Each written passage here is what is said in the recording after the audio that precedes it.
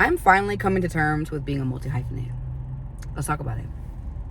I feel like this term has been becoming more and more popular as we realize that we are not one-dimensional beings and that we're allowed to have more than one interest. And not only that, but as the economy shifts and how having one job is not realistic anymore. Having one career for 10, 20, 30 years is not what most people are doing anymore. And so I'm grateful that this language now exists when for a very long time, I was just like, I am just all over the place. I wanted to act. I wanted to dance. I wanted to direct. I wanted to produce things. I wanted to host a talk show, do photography, do events, create content. And then all the while, I'm great at everything. All the while, it don't matter what I do, everything turns to gold. All the while, it does not matter what I do, the impact is always there. But it has taken me such a long time to get here. It has taken me such a long time to have peace with this, to have peace with, this is my nature.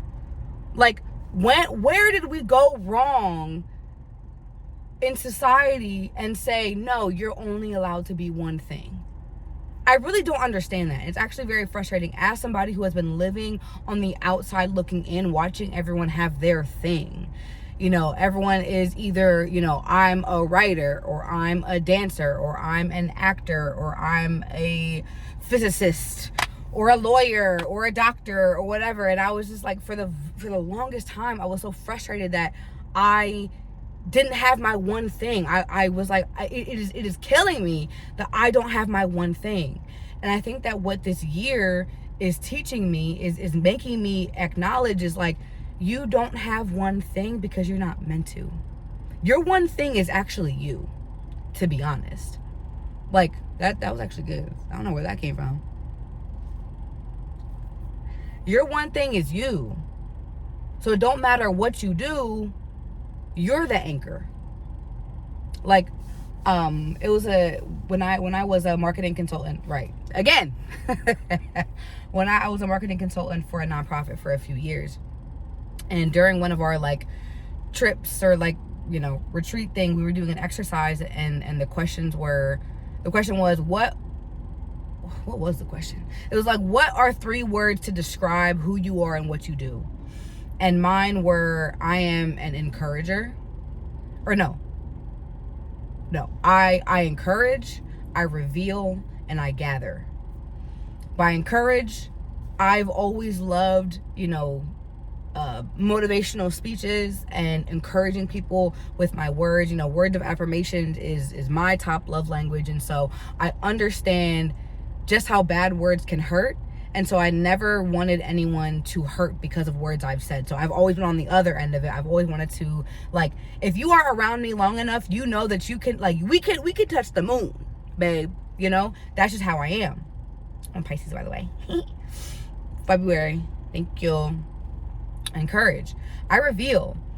My parents used to always call me, like, I would, like, break everything. And I was like, no, I'm just showing you what's wrong. Actually, that's not the best example. But I guess, like, reveal is like, I'm someone who's gonna stir the pot. I'm someone who, like, I don't like when shit is swept under the rug. Let's bring this bitch out and talk about it. Let's talk about it. Why are you like this? Why did you say that? What did you mean by that? I want to talk about it. Like, I'm not someone who's gonna just let things slide and just no, I'm gonna call it out. And I'm gonna bring in HR. Hell, I reveal. And then I gather. I host events. I host spaces. I bring people together no matter what it is that I do. It can be a large event, like my event, Gospel Karaoke. It can be through content. It can be through a small thing. Like, I like to gather. I have to urinate, so I'm going to go soon. But I really think I just wanted to take a moment and just say that I think I'm just really accepting who I am. And now that I've accepted it, I'm then figuring out, like, okay, well, how do I work with this? Like, yes, I do know that I can't do everything all at once. I know that you know, in the seasons, or right now I'm in the season of content creation. I'm doing more videos, but I know that come the fall, I'm going to be in my season of doing my events. And so like figuring out what does that schedule look like, because I also get bored easily too. So it's like, you know, maybe on like a month to month basis, it's like 2 weeks out the month I'm focused on this, and then another I'm focused on this, and like, you know, I'm trying to figure that out, but I just know that I'm not like God made me this way, and I'm so tired of feeling like God made a mistake. Ooh, that was deep. I'm so tired of feeling like, God, why did you make me this way? Like, why did you make me have so many interests and skills and talents if the world is telling me that I can only use one? That was deep. I'm tired of feeling like God made a mistake when God don't make no mistakes. It's the world that does, babe. And so what does it look like for me to honor myself and to lean in to who I was created to be? And I am a multi-hyphenate. And so if you are also a multi-hyphenate, I would love to hear from you. Like what does your schedule look like? What does your focus look like? Because I understand that focus is important. But like, how do you navigate? How do you navigate all of the things that you are doing? Are you somebody who operates in seasons? Are you somebody who, you know, does everything all at once? Like, I love the saying,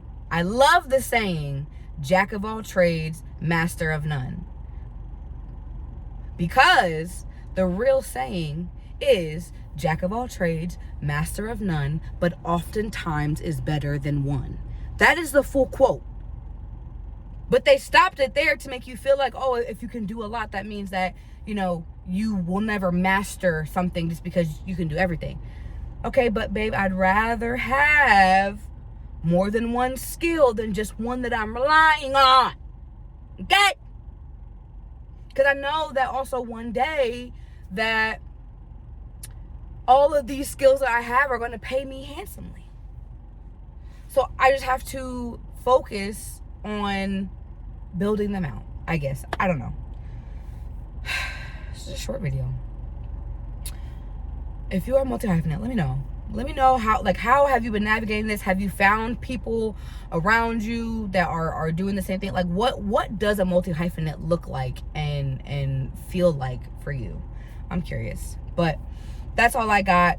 My name is Rose, and I believe that I was made for more, and I believe that if you're watching this video, then you are made for more. What does made for more mean? It means exactly what it says. It is that you know that you were made for so much more than your current reality. And so everything that I do, all of the videos that I do, anything that I create is always through that lens. And so I'm on a weight loss journey because I know that I was made for more than to be uncomfortable in my body. I am on this YouTube journey because I know that I was made for more than to be broke. What else? I'm seeking out community because I know that I'm made for more than to be alone in my life. So you are made for more. That desire that you have, that heat that you have in your body that is saying that this is not it, that this can't be it, listen to that. It's there for a reason. The desires of your heart are there for a reason. And if you follow me, if you've been following me, or if you continue following me, I will say that over and over and over and over again. And so I'm going to say that back to myself. The desires of your heart are there for a reason. There's a reason why I want to direct. There's a reason why I want to act. There's a reason why I want to dance. There's a reason why I want to speak. There's a reason why I want to do content. There's a reason why I want to do events. There's a reason why I want to do all of these things. So instead of denying it, instead of going against it, why don't I just lean in? And so I want to challenge you to lean in as well. Lean in with me. And then answer those questions that I asked a few minutes ago in the comment about being multi-hyphenate. You're made for more. Have the best day.